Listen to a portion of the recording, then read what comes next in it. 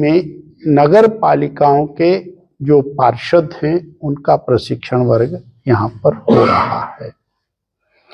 इसी प्रकार हमारे सभी मोर्चे, उनका भी लगातार पिछले कल आपने देखा है आदरणीय श्री जयराम ठाकुर जी ने, और हमने शिमला के अंदर किसान मोर्चे के वर्ग को संबोधित किया।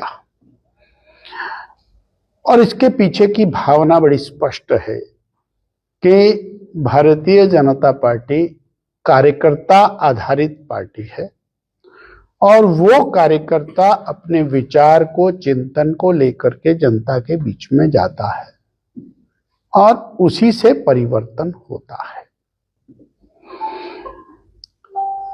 आदरणीय जयराम जी ने वर्तमान सरकार की जो स्थिति रखी है वो आपने नोट की है, पर हम सोलन जिला में रहने वाले लोग हैं।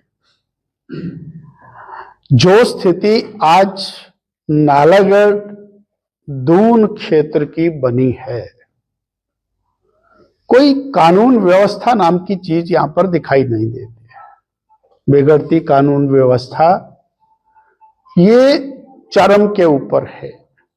जो कानून व्यवस्था की बिगड़ती स्थिति चंबा से शुरू हुई, आज वो इस कॉर्नर नालागढ़ तक पहुंची है और सिरमौर तक पहुंची है। कभी कल्पना भी नहीं होती एक साल के अंदर जितनी मात्रा में बलात्कार, जितनी मात्रा में बहनों के साथ दुर्व्यवहार, कहां खड़े हैं। सही कहा जयराम जी ने कि हम सरकार लगातार पीछे लेकर के जा रहे हैं। 70 से ज्यादा मर्डर, 235 से ज्यादा बलात्कार, मॉलेस्टेशन के मामले, और मुख्यमंत्री जी का अपना जिला कहां खड़ा है जहां बहन के बाल काटकर मुंह काला करके गांव में घुमाया जा रहा है।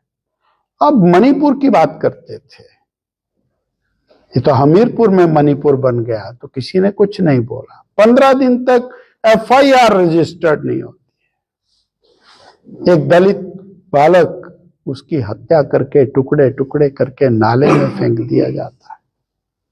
और क्या होता है बद्दी और नालागढ़ के अंदर, गोलियां चलाते हुए, फायरिंग करते हुए 2 लोगों को उठा करके ले जाते हैं और दिन दिहाड़े उनका मर्डर हो जाता है।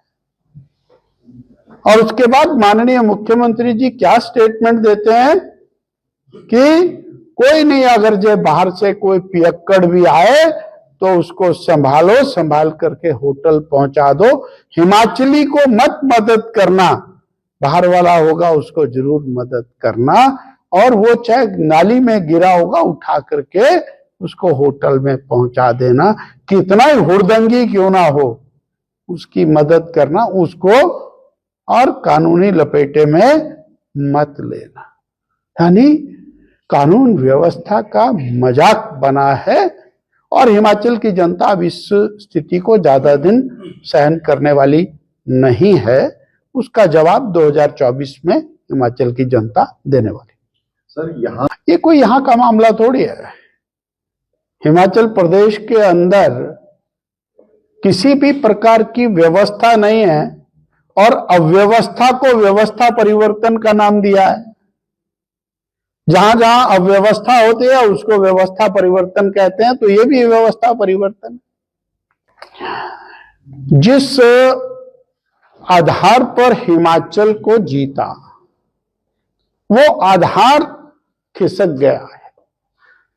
आपने जनता को कैमोफ्लेज किया, आपने जनता को विभिन्न प्रकार से, जैसा आदरणीय जयराम जी ने कहा, उनकी भावनाओं के साथ खिलवाड़ किया और वो भावनाएं आज इनके खिलाफ काम करेंगी। वही और छत्तीसगढ़ के माननीय मुख्यमंत्री जो हिमाचल के अंदर बाघेल साहब आकर के बोल के गए, हम ऐसी गारंटियां वैसी गारंटियां, उनकी गारंटियां वहां पर फेल हो गई छत्तीसगढ़ में, वो गारंटियां अब यहां पर फेल होने की बारी आई है। इसलिए अब यात्रा निकालो या कुछ निकालो, अब वो सब साफ हो चुका है, अब कुछ हाथ आने वाला नहीं है। सर 22 जनवरी जो राम जी की प्राण प्रतिष्ठा जो है, तो भारतीय जनता पार्टी की उस दिन जो है वो किस तरह का कार्यक्रम है? मेरे देश के लिए, हम सबके लिए एक गौरव का क्षण है कि जब श्री राम जन्मस्थान के ऊपर भव्य राम मंदिर और भगवान श्री राम जी की रामलला की स्थापना, प्राण प्रतिष्ठा का समय है। और ये कोई भारतीय जनता पार्टी का विषय नहीं है, भारत के हर व्यक्ति का विषय है। राम सबके आराध्य देव हैं और सबके लिए गौरव का विषय है। भारतीय जनता पार्टी सभी संगठन, हिंदू संगठन,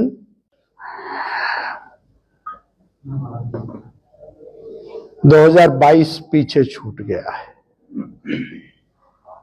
और ये जो 2024 है, इसमें पांचों में भारतीय जनता पार्टी लीड लेकर के फिर दोबारा वही स्थिति खड़ी करेगी जब 2019 में हुई, 2014 में हुई और 2008 में हुई, वो स्थिति दोबारा खड़ी। पार्टी की सरकार में, श्री जयराम ठाकुर जी की सरकार में जो कुछ नालागढ़ को मिला वो काबिले तारीफ है। भारतीय जनता पार्टी की सरकार के अंदर जो कुछ मिला वो वर्तमान कांग्रेस की सरकार ने छीन लिया, वापिस लिया। इसलिए भारतीय जनता पार्टी की सरकार जब भी आती है, नालागढ़, सोलन जिला आगे बढ़ता है।